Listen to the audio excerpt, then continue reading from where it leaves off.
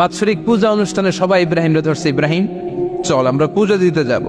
সাইয়েদনা ইব্রাহিম ফানাযারা নাযরাতান ফিন নুজুম, তাকালেন আকাশে আর বললেন ইন্নী সাকিম, আমি যেতে পারবো না, আমি অসুস্থ। আমি কি আসলে সুস্থ ছিলেন? তো অসুস্থ বললেন কেন? কারণ অসুস্থতা দুই ধরনের, চিল্লায় বলেন, একটা শারীরিক আর একটা।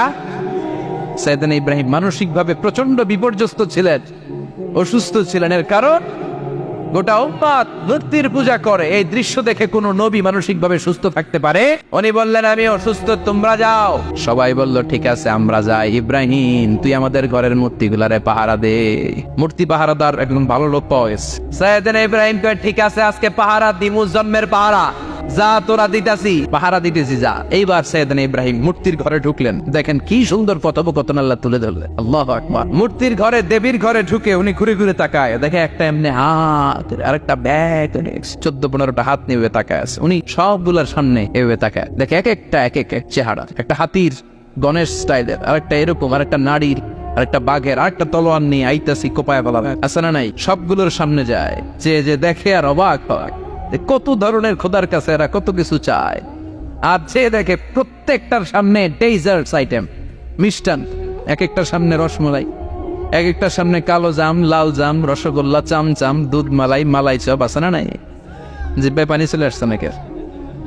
তো সাইয়েদনা ইব্রাহিম অবাক, কিরে এত মূর্তি, এত ডিজাইন, এত ভাবে এরা অঙ্গভঙ্গি করে আছে, এত খাবার দেয়া, খায় না কেন? সাইয়েদনা ইব্রাহিম ভাবলেন মনে হয় নাগাল পাই না, আমি একটু তুল্লা ধরি।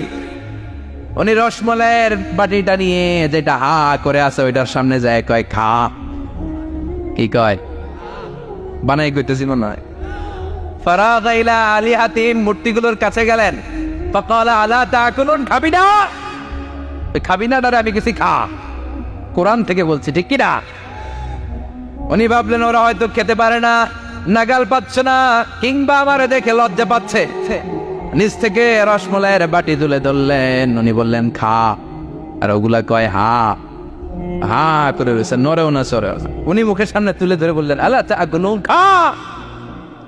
সবগুলার সামনে গেলেন, খা খা। কেউ খায় না, ওগুলো হা করে আছে। সাইয়েদনা ইব্রাহিম বললেন খা, কেউ কথা কয় না। উনি বললেন খাবি না কেন? তাইলে কথা ক।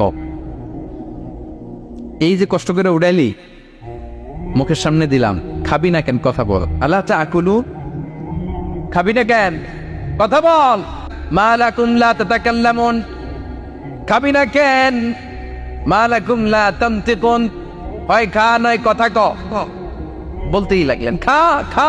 প্রত্যেকটা মূর্তির সামনে গেলেন, খা। ওগুলো করে আছে হা, কোনো কথা কয় না। কয় কেন খাবি না? তাহলে কথা কয়। খায়ও না, কথাও কয় না। আপনার ছেলে বায়না ধরছে, আব্বা চানাচুর দাও। কি খাম? চানাচুর কিনে দিলেন, এই নে চানাচুর। এখন চানাচুর খায় না। কিরে বাপ খাবি না কেন? কথাও কয় না। খায়ও না, কথাও কয় না। এখন বাকি আছে কোনটা? কথা কর। ফারাগা আলাইহিম দারবাম বিল ইয়ামিন, ডান হাতে কোপানো শুরু করলেন, ইচ্ছা মতো ঘুষি কিল মারতে মারতে মূর্তিগুলার সাইজ। ফারাগা আলাইহিম দারবাম বিল ইয়ামিন, এক একটা নবীর হাতে জান্নাতি শক্তি দিয়েছে কে? খা নাইলে কথা ক।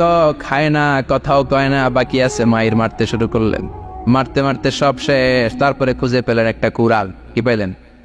কুড়াল দিয়ে মারতে আরো সুবিধা, খালি এটা এভাবে মারে, ওইভাবে মারে। মারতে মারতে যতগুলো মূর্তি ছিল সবগুলো মেরে বড় মূর্তিটার গায়ে মারতে যাবে, ইন দ্য মিনটাইম স্টপ, না এটারে মারো না। ফাজআলাহুম জুদাদান, সবগুলার টুকরা টুকরা, ইল্লা কাবীরান লাহুম, বড়টা ছাড়া ওইটারে রেখে দিলেন। আর বুদ্ধি করে কুড়ালটারে বড়টার কান্দে ঝুলাইয়া দিলেন, বড় মূর্তিটার কাদের মধ্যে ঝুলাই দিলেন। ঘটনাটা সুন্দর হয়েছে না? এখন কেমন যেন মনে হয় এটা কুপাইয়া দাঁড়া দিয়েছে বাবের বেটার মতো। বড় পূজার শেষ, পূজার দিনক্ষণ শেষ।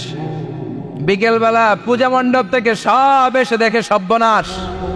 পাহারাদার ইব্রাহিম কই, আনতা ফাআলতা হাযা বিআলিহাতিনা ইয়া ইব্রাহিম।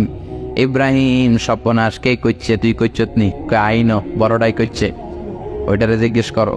বাল ফাআলাহু কাবীরুহুম হাযা ফাসআলুহুম ইন কানু ইয়ানতিকুন, কোরআন থেকে বলছি, আমি করি নাই। ওই দেখ কুড়ালটা কার কান্দে, বড়টার কান্দে, ওইটারে জিগা। সবাইকে খাইছি। সবাই বলে ইব্রাহিম তুমি কি জানো না এগুলো কথা বলে না? সৈয়দনা ইব্রাহিম বলে যে এটা কথা কয় না, ওইটার পূজা করস কেন? যেটা কথা বলে না, যেটা নিজেরাই নিজেদেরকে মায়ের থেকে বাঁচাতে পারে না, নিজেরাই নিজেদেরকে রক্ষা করতে পারে না, তোরে কিভাবে রক্ষা করবে? এগুলোর পূজা কেন করিস? ফাবুহিতাল্লাযী কাফার। কারো কোনো জবাব নাই, লা জবাব।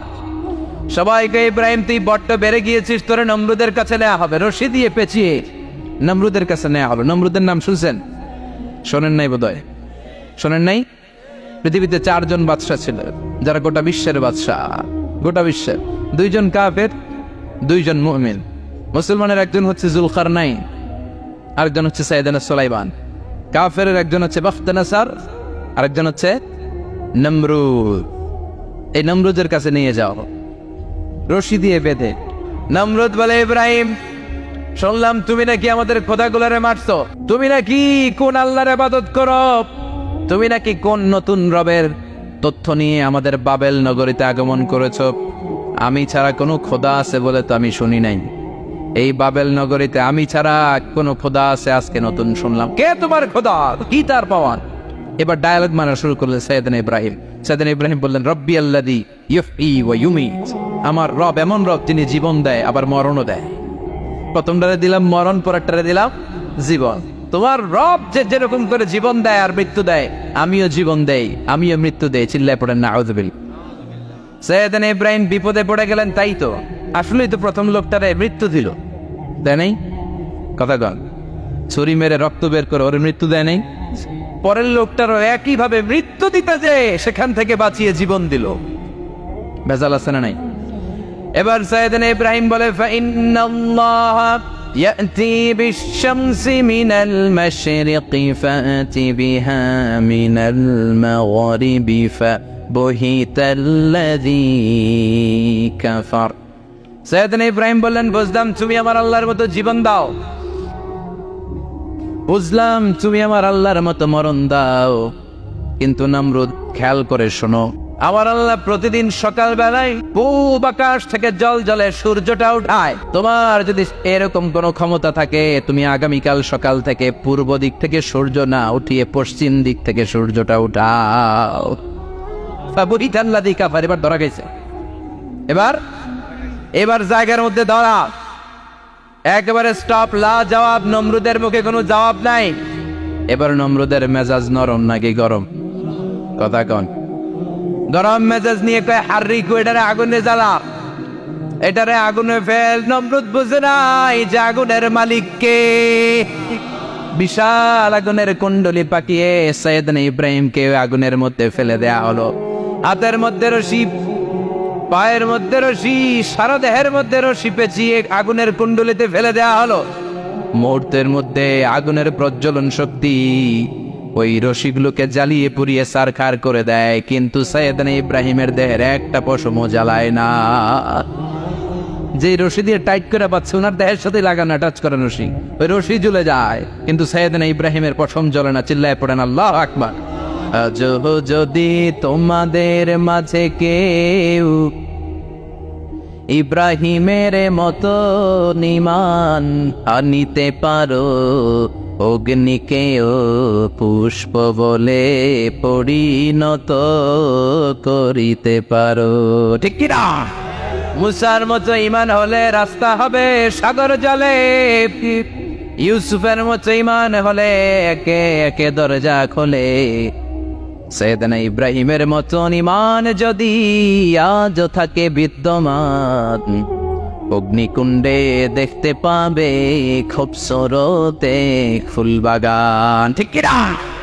ওই ঈমানটা দরকার। ওই ঈমান যদি ঈমানের মতো হয়, আগুনের কুণ্ডলকে ফুলবাগান বানিয়ে দিবে কে? সৈয়দনা ইব্রাহিম বসে রইলেন। নমরুদ কয়, আরো আগুন জ্বালা, এলাকার বড় বড় গাছগুলো, তক্তাগুলো কেটে আগুনের কুণ্ডলিতে ফেল। তক্তা লাকড়িগুলো আগুনের কুণ্ডলিতে ফেলা মাত্র দাউ দাউ করে লাকড়িগুলোকে, তক্তাগুলোকে আগুন জ্বালিয়ে দেয়, কিন্তু সৈয়দনা ইব্রাহিমকে জ্বালায় না। সুবহানাল্লাহ। আগুনের মালিক কে? ওই আল্লাহ আজও আছে না নাই? তিনি আগুনটা অর্ডার করলেন, সৃষ্টির শুরু থেকে তোকে একটা ধর্ম দিয়েছি, সব জ্বালিয়ে দেয়া, পুড়িয়ে দেয়া, আজকে কয়েকদিনের জন্য তোর ধর্মটাকে আমি স্টপ করে দিলাম। চিল্লায় পড়েন আল্লাহু আকবার। ইয়া নারু কুনি বারদান ওয়া সালামান আলা ইব্রাহিম। আল্লাহ বললেন, আগুন খবরদার, আমার ইব্রাহিমের গায়ের যেন পশম না পুড়ে যায়, কারণ ইব্রাহিমের সন্তান হবে ইসমাইল, আর ওই ইসমাইলের বংশে আমি পাঠাবো আখিরি জামানার পয়গাম্বার। ইব্রাহিমের জন্য কিছু না হয়, কোন ইবারদা, ঠান্ডা হয়ে যা, কি হয়ে যা, কিন্তু এত বেশি ঠান্ডা হবি না যাতে ইব্রাহিমের সর্দি না লেগে যায়। সুবহানাল্লাহ। কোন আগুন বলে আপনি বললেন কোন ইবারদা, ঠান্ডা হ, আবার কোন এত ঠান্ডা হবি না যাতে সর্দি না লাগে, কেমন ঠান্ডা হবো? আল্লাহ বললেন সালামান আলা ইব্রাহিম, সালাম হয়ে যা, শান্তির গুলবাগিচা হয়ে যা, এয়ার কন্ডিশন নাতিশীতোষ্ণ হয়ে যা। চিল্লায় পড়েন আল্লাহু আকবার। 40 দিন ছিলেন এই আগুনের কুণ্ডলিতে, কিচ্ছু হয় না। সুবহানাল্লাহ পড়বেন না? শেষ জীবনে উনি ওনার নাতিপুতিদের সাথে গল্পের সময় বলতেন যে আমার জীবনে সবচেয়ে আরামদায়ক সময় কাটিয়েছি আমি ইব্রাহিমের আগুনের, নমরুদের আগুনের কুণ্ডলির ভেতরে থেকে। চিল্লায় এখন সুবহানাল্লাহ। তার মানে পুরো আগুনের কুণ্ডলির গোলবাগিচা বানিয়ে দিয়েছে কে? ওনার জীবনের শ্রেষ্ঠ সময় নাকি এটা, সবচেয়ে আরামসে নাকি কাটিয়েছে এই আগুনের কুণ্ডলির ভেতরে। চিল্লায় পড়েন আল্লাহু আকবার।